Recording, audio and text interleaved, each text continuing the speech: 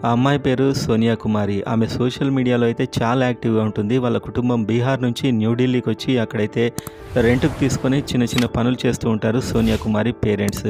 ఈ సోనియా కుమారి 10థ్ వరకు చదివింది. కానీ చదువు ఎక్కువ అవ్వలేదు. 10థ్‌తో చదువు ఆపేసింది. వీళ్ళు పేదరికంలో ఉంటారు చాలా. వాళ్ళ పేరెంట్స్ ఎప్పుడైతే పనికెళ్ళిపోతారో ఆమె ఇంట్లో పని చేసిన తర్వాత ఒక స్మార్ట్ ఫోన్ కొనింది. దాంతోని ఇన్‌స్టాగ్రామ్‌లో రీల్స్ తీసి, వీడియోలు తీసి అందులో అప్‌లోడ్ చేయడం అండ్ అందులో మెల్లిగా వ్యూస్ పెరగడం, ఆమెకు ఒక 6,000, 7,000 ఫాలోవర్స్ రావడం కూడా స్టార్ట్ అవుతుంది. దాంతో ఆమె ఇంకా అది ఎంకరేజ్‌మెంట్ అవ్వడం వల్ల ఎక్కువగా రీల్ చేస్తూ డే అంతా అదే పని మీద ఉంటుంది. అండ్ అలా రీల్స్ చేస్తూనే ఆమె డ్రెస్‌లను కుట్టడం కూడా నేర్చుకుంది. ఎందుకంటే తన డ్రెస్‌లు రీల్స్ కోసం తనే ఓన్‌గా డిజైన్ చేసుకోవచ్చు అని చెప్పి. ఇలా జరుగుతున్నప్పుడే ఆమె జీవితంలోకి ఒక వ్యక్తి అయితే వచ్చాడు. అతన్ని ఆమె ముద్దుగా భూత్ అని పిలుచుకునేది. అతనితోని గంటలు గంటలు మాట్లాడేది, చాటింగ్ చేసేది. కానీ ఇంట్లో వారికి అతడెవరో తెలీదు. ఈమె ప్రవర్తనలో మార్పునైతే వాళ్ళు స్పష్టంగా గమనించారు.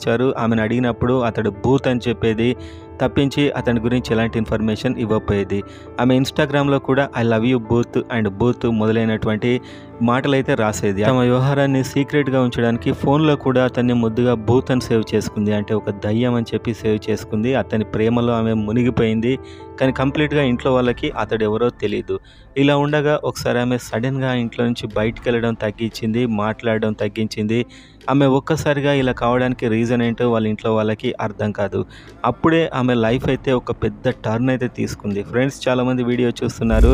ఒక లైక్ చేసి సబ్స్క్రైబ్ చేసుకోండి. ఇలాంటి వీడియోస్ మిస్టరీ వీడియోస్ అయితే మన ఛానల్‌లో వస్తూ ఉంటాయి. సో ఇలా కొన్నాళ్ళ పాటు అయితే అతనితోని చాటింగ్ అండ్ గంటలు గంటలు మాట్లాడడం, ఇంట్లో వారు అడిగితే భూత్ అని చెప్పడం ఇలా అయితే మేనేజ్ చేస్తూ వచ్చింది. ఇది చాలా కాలం పాటు కొనసాగింది. అది ఆగస్టు 2024 కరెక్ట్ అప్పుడే ఆమె సడెన్‌గా ఆమె హెల్త్ పాడవడం జరిగింది. ఇంట్లోకి వెళ్ళి కూడా ఎక్కువ బయటికి వెళ్ళదు. ఇవన్నీ చూసిన తర్వాత వాళ్ళ మదర్‌కి అనుమానం వస్తుంది. అనుమానం వచ్చి ఈమెను ఒక డాక్టర్ దగ్గరికి తీసుకెళ్తుంది. అక్కడ టెస్ట్ చేసినటువంటి డాక్టర్ ఈమె 5th మంత్ ప్రెగ్నెంట్ అని చెప్తాడు. ఒక్కసారిగా ఇంట్లో అంతా షాక్ అవుతారు. దీనికి కారణం ఎవరని అడిగితే తను ప్రేమించే వ్యక్తే. అతని పేరు సంజు. తననే ఈమె భూత్ అని పిలుచుకుంటుంది ప్రేమగా అని వాళ్ళకైతే చెప్తుంది. తను అతన్నే పెళ్లి చేసుకుంటా అని కూడా వాళ్ళకి చెప్పడం జరుగుతుంది. వాళ్ళ మదర్‌కి, సిస్టర్‌కి ఈ విషయాన్ని ఆమె క్లారిటీగా చెప్తుంది. కానీ ఆ సంజు అనే వ్యక్తి ఎవరనేది ఇప్పటికి ఇంట్లో వాళ్ళకి సరిగా అయితే తెలియదు. అతడి ప్రేమలో అయితే ఆమె పూర్తిగా మునిగిపోయింది. తన సిస్టర్‌తో షేర్ చేసుకునేది మేమిద్దరం పెళ్లి చేసుకోబోతున్నామని చెప్పి. అండ్ అది అక్టోబర్ 20 అప్పుడు కార్వా చౌత్ అంటే వాళ్ళ స్టేట్‌లో అది భర్తలను పూజిస్తారు. ఈమె కూడా అది సెలబ్రేట్ చేసుకుంది. ఆల్మోస్ట్ సంజుతోని పెళ్లి అయిపోయిన విధంగానే ఈమె ఉండడం అయితే స్టార్ట్ అయింది. 20 నాడు కార్వా చౌత్ అయితే అక్టోబర్ 21, 2024 ఎవ్వరికీ చెప్పకుండా మార్నింగ్ 4 గంటల ప్రాంతంలో ఆమె తమ సామానంతా తీసుకొని తన బట్టలు, ఆధార్ కార్డు మొదలైనవన్నీ తీసుకొని ఇంట్లోకెళ్ళి వెళ్ళిపోతుంది. ఎందుకంటే సంజు వాళ్ళ ఇంట్లో పెళ్ళికి ఒప్పుకోరు. వాళ్ళ మమ్మీ ఇంట్లోకి రానివ్వను అంటుంది కాబట్టి తన ఇంట్లో నుంచి వెళ్ళిపోతున్నా అని చెప్పి తన సిస్టర్‌కి ఒక సందర్భంలో అంతకుముందే చెప్తుంది. కానీ ఇవాళే వెళ్తా అని చెప్పదు. సో మొత్తానికైతే ఇల్లు విడిచి ఆమె సంజుతోని ఒక కొత్త కాపురం మొదలుపెట్టడానికి ఇంట్లో నుంచి బయటికెళ్ళిపోతుంది. ఇక తెల్లవారుజామున 5 గంటల ప్రాంతంలో నిద్ర లేచినటువంటి సోనియా తల్లి చూస్తుంది ఈమె కోసం. ఎక్కడ కనిపించదు. వెంటనే ఆమె నెంబర్‌కి కాల్ చేస్తుంది. చాలా సార్లు స్విచ్ ఆఫ్ అని వస్తుంది. కానీ ఒక సందర్భంలో అటువైపు నుంచి ఒక అబ్బాయి అయితే ఫోన్ లిఫ్ట్ చేస్తాడు. తను చెప్తాడు, మీతో మాట్లాడడానికి సోనియా సిద్ధంగా లేదు. మీ మీద చాలా కోపంగా ఉంది. మీరెప్పుడు ఫోన్ చేయకండి. మేము పెళ్లి చేసుకున్నాం అని చెప్పి పూర్తిగా కాల్ అయితే కట్ చేయడం జరుగుతుంది.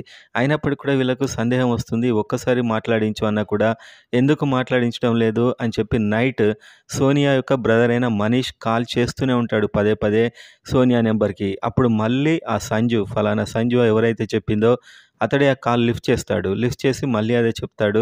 మీరు కాల్ చేయకండి. మీకు మాకు సంబంధం లేదు. మేము పెళ్లి చేసుకున్నాం అని చెప్తాడు. అది కాదు అక్కడ అబ్జర్వ్ చేయాల్సింది. మనీష్‌కైతే అతడి చుట్టూ ఏదో వాయిసెస్ వినిపిస్తాయి సంజు చుట్టూ. అతడు సింగిల్‌గా లేడు. అతని చుట్టూ కొందరు ఉన్నట్టు అనిపిస్తుంది. అండ్ మాటల సందర్భంగా ఇతడితోనే మాట్లాడుతూ ఆ గోయి కాస్త లోతుగా తీయి అంటాడు వాళ్ళ ఫ్రెండ్స్‌ని. చుట్టూ ఉన్న వాళ్ళని. అది మాత్రం మనీష్‌కి వినిపిస్తుంది సోనియా బ్రదర్‌కి. సోనియా బ్రదర్‌కి కాస్త మనసులో సందేహం వస్తుంది. వీళ్ళు ఎందుకు గోయి తీస్తున్నారు? అక్కడ ఎందుకు సౌండ్ అవుతుంది? అని చెప్పి డౌట్ వస్తుంది. వాళ్ళు ఆందోళన పడతారు. ఎందుకంటే సోనియాతోని సంజు మాట్లాడించడు. ఈ సంజు ఎవరో కూడా వీళ్ళకి సరిగ్గా తెలియదు. వెంటనే ఆ తెల్లారే వీళ్ళంతా కలిసి సమీప పోలీస్ స్టేషన్‌కెళ్ళి మా కూతురు కనబడట్లేదు వెతికి పెట్టండి అని అడుగుతారు. సో వాళ్ళన్నీ తెలుసుకున్నటువంటి వాళ్ళు మీ అమ్మాయి ఇష్టపూర్వకంగా పెళ్లి చేసుకుంటా అని వెళ్ళింది. ఇద్దరు మేజర్స్. మేమేం చేయలేం అని వాళ్ళైతే చెప్తారు. వెంటనే ఈ కుటుంబ సభ్యులు సంజు ఎవరు అసలని చెప్పి ఎంక్వైరీ చేస్తూ అతడి ఇంటి దాకా అయితే చేరుకుంటారు మొత్తానికి. అక్కడికి వెళ్ళాక వాళ్ళకు తాకుతుంది అసలైనటువంటి షాక్. ఎందుకంటే వాళ్ళ ఇంట్లో వాళ్ళ అమ్మ, నాన్న, వదినే అండ్ అన్న ఉంటారు. అండ్ వాళ్ళు చెప్తారు ఆడి పేరు సంజు కాదు సలీం. సో, యాక్చువల్‌గా వాళ్ళు ముస్లిమ్స్. కానీ అతడు సంజు అనే పేరుతోనే సోనియాకైతే పరిచయము. ఇన్‌స్టాగ్రామ్‌లో కూడా సంజు అనే పెట్టుకుంటుంది. తన సిస్టర్‌కి కూడా సంజు అనే చెప్తుంది. ముద్దు పేరుగా బూత్ అని పెట్టుకుంటుంది. తనకు సంజుయే సలీం అని తెలుసా? తెలియదా? అనేది లాస్ట్ వరకు ఒక పెద్ద మిస్టరీనే. ఇదిలా ఉండగా ఒకరోజు తర్వాత ఈ సోనియా ఫ్యామిలీకి మనీష్ నెంబర్‌కైతే ఒక పోలీస్ స్టేషన్ నుంచి కాలొస్తుంది. ఎక్కడైతే వీళ్ళు మిస్సింగ్ కంప్లెయింట్ ఇచ్చారో ఆ స్టేషన్ నుంచి కాదు, కాస్త దూరంగా ఉన్నటువంటి ఇంకో పోలీస్ స్టేషన్ నుంచి. వాళ్ళకి కాలొస్తుంది. మేము ఒక వ్యక్తినైతే నెంబర్ ప్లేట్ లేని బైక్ నడుపుతుండగా పట్టుకున్నాం. అతడి దగ్గరైతే సోనియా అండ్ ఆమెకు సంబంధించిన తండ్రి ఆధార్ కార్డ్స్ అయితే ఉన్నాయి. సో, వాళ్ళ నెంబర్ ప్రకారం మీకు కాల్ చేశాం.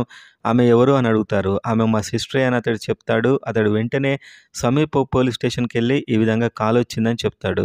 ఈ పోలీసులు వాళ్ళని కన్సల్ట్ అయ్యి అక్కడ దొరికిన వ్యక్తినైతే తమ పోలీస్ స్టేషన్‌కి తీసుకొస్తారు. అప్పుడు కుటుంబ సభ్యులు అతన్ని చూసి ఇతడే సంజు. సంజు అంటే సలీం. అతని నిజం పేరైతే సలీం. ఇతడే మా సిస్టర్‌ని తీసుకెళ్ళిందని చెప్పి మనీష్ అయితే వాళ్ళకి చెప్తాడు. వెంటనే పోలీసులు అడుగుతారు, ఎక్కడ ఉంది సోనియా అని చెప్పి అడుగుతారు. మొదట అయితే అతడు నిజం చెప్పడు. నాకేం తెలియదు. నాకిప్పుడు ఎవరితోని సంబంధం లేదు అని అంటాడు. కానీ పోలీసులు తమదైన పద్ధతిలో విచారణ చేస్తారు అతన్ని. అప్పుడు అతడు షాకింగ్ నిజాలైతే బయట పెట్టడం జరుగుతుంది. ఎక్కడైతే ఇన్‌స్టాగ్రామ్‌లో సోనియా ఒకటే వీడియోలు చేస్తూ అందులో ఆమె కాస్త ఫాలోయింగ్ తెచ్చుకుంటూ ఫేమస్ అవుతుందో, ఈ సంజు సలీం అనే ఇతడు ఇన్‌స్టాగ్రామ్ నుంచి ఆమెకైతే పరిచయం అవుతాడు. మెసేజ్ చేస్తాడు. వీళ్ళిద్దరు కూడా చాలా క్లోజ్ అవుతారు మెల్లిగా. అప్పుడు అతని ఇన్‌స్టాగ్రామ్ ఐడీ సంజు అని ఉంటుంది. దాని తర్వాత అతడు సలీం అని మార్చుకుంటాడు. ఎప్పుడైతే సోనియా మిస్ అవుతుందో అప్పుడు. ఆ విధంగా పరిచయమైన ఇద్దరు కూడా మెల్లగా ప్రేమలో మునిగిపోతారు. సోనియా అయితే కంప్లీట్‌గా అతని ప్రేమలో పిచ్చిదైపోతుంది. ఆ విధంగా ఫిజికల్‌గా రిలేషన్‌షిప్ కూడా ఏర్పడుతుంది ఈళ్ళ మధ్య. అప్పటినుంచి సోనియా నన్ను పెళ్లి చేసుకో అని సలీంని అడగడం స్టార్ట్ చేస్తుంది.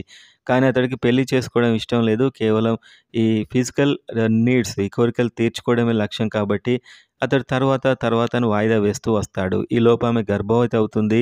ఈ విషయం సంజుకి చెప్తుంది. కానీ అతడు అది తీయించుకో అంటాడు. దానికి సోనియా ఒప్పుకోదు. మనం ఎలాగో పెళ్లి చేసుకుంటాం కదా అని చెప్పి ఇదంతా ఈ స్టోరీ అండర్ గ్రౌండ్‌లో జరుగుతూనే ఉంటుంది. కానీ సోనియా తన పేరెంట్స్‌కి చెప్పదు. ఎప్పుడైతే 7th మంత్ వచ్చిందో అప్పుడు ఇంకా ఏం చేయలేమని చెప్పి నువ్వు ఇంట్లో నుంచి బయటకొచ్చేయి, మనం వెళ్లి పెళ్లి చేసుకుందాం అని చెప్పి అతడైతే చెప్తాడు. అదేవిధంగా ఆమె ఇంట్లో నుంచి బయటికెళ్తుంది. అతడు ఒక అద్దె కారు తీసుకొనొచ్చి అందులో ఆమెను వేరే గ్రామానికి తీసుకెళ్తాడు. మధ్యలో అతనికి సంబంధించిన ఇద్దరు ఫ్రెండ్స్ కూడా కారు ఎక్కడం జరుగుతుంది. వీళ్ళు ముగ్గురు కూడా మొత్తంగా ఈ నలుగురు కూడా కారులో వేరే ప్రదేశానికి వెళ్తుండగా మధ్యలో సంజు అండ్ ఇద్దరు ఫ్రెండ్స్ చిన్న పార్టీ కూడా చేసుకుంటారు. ఎలాగో మనం పెళ్లి చేసుకుంటున్నాం కదా అని ఆమెను మభ్యపెట్టి తీసుకెళ్ళి కాస్త నిర్మానుష్య ప్రాంతానికి తీసుకెళ్ళాక చెప్తాడు. ఇప్పటికైనా పెళ్లి అవసరం లేదని మరొకసారి అడుగుతాడు. కానీ ఆమె ఎట్టి పరిస్థితిలో నన్ను పెళ్లి చేసుకోవాలని ఒకటే మాట మీద అయితే ఉంటుంది. వెంటనే సలీం ఆమెకు మొబైల్ ఛార్జర్ ఆ వైర్‌తోని ఆమెకు ఊరేసి అయితే చంపేస్తాడు. అదేవిధంగా అదే టైంలో మనీష్ కాల్ చేస్తాడు. మనం ఇంతకుముందు చెప్పుకున్నట్టు. సో, వాళ్ళు అప్పటికే గొయ్యి తీస్తూ ఉంటారు ఈమెని పూడ్చిపెట్టడానికి. సో, మొత్తానికైతే ఈ పేరెంట్స్‌కు మేము వెళ్ళిపోయామని చెప్తే వాళ్ళు వెతకరు అని చెప్పి సంజు అనుకుంటాడు. సంజు అంటే సలీం. ఆ విధంగా అనుకోని అక్కడ పూడ్చిపెట్టేసి వాళ్ళు మళ్ళీ ఢిల్లీకొచ్చేస్తారు. వచ్చే క్రమంలో పోలీసులకైతే దొరకడం జరుగుతుంది. నంబర్ ప్లేట్ లేని బైక్ మీద వస్తూ. ఆ విధంగా మొత్తానికైతే ఈ మర్డర్ కేసు రివీల్ అవుతుంది. సో, ఇక్కడ మనకి ఈ సోనియాకి ఇతడు సంజు కాదు సలీం అని తెలుసా? తెలియదా? అనేదైతే పెద్ద మిస్టరీ. కానీ ఇన్‌స్టాగ్రామ్‌లో ఈ విధంగా బయట పరిచయమై ఈ ప్రేమలో మునిగిపోయి అతడి మాటలు విని కేవలం అతడు పర్సనల్ కోరికల కోసం ఫ్రెండ్‌షిప్ అయితే చేశాడు. కానీ ఆమె పెళ్లి చేసుకుంటాడని సీరియస్‌గా ఫీల్ అయింది. సో, తన సోషల్ మీడియా లైఫ్‌ని పక్కన పెట్టి ఇతడి వెంటే తిరుగుతూ మొత్తానికైతే తన జీవితాన్ని నాశనం చేసుకుంటుంది. ఈ విధంగా పోలీసులైతే ఈ కేసును సక్సెస్‌ఫుల్‌గా ఛేదిస్తారు.